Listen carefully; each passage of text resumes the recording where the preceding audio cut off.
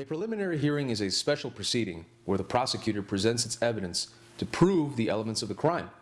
The prosecutor does this by putting on witnesses, including a police officer or detective, to testify against you. And under California Proposition 15, or Prop 15, the cop can testify to statements which the complaining witness made against you without the witness even having to be present in court. If the prosecutor convinces the judge, the court will hold you to answer, and you are then bound over to the felony pretrial phase of your case. That phase begins with a felony arraignment. If the prosecutor does not convince the judge, if your lawyer is able to successfully rebut the evidence or successfully put on an affirmative defense, the court will dismiss your case. Or sometimes a hybrid of the two occurs, where the judge dismisses some of the counts against you, but holds you to answer for others.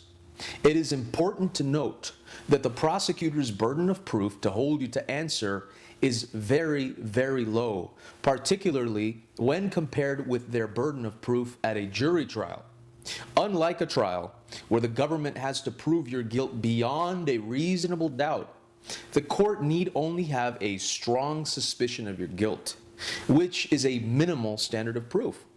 The preliminary hearing, however, is a great opportunity for your attorney to test the strengths and weaknesses of the criminal case against you. It is also an opportunity to seek to dismiss the case either at the preliminary hearing or even at a subsequent hearing, where your attorney can argue what is called a motion to dismiss.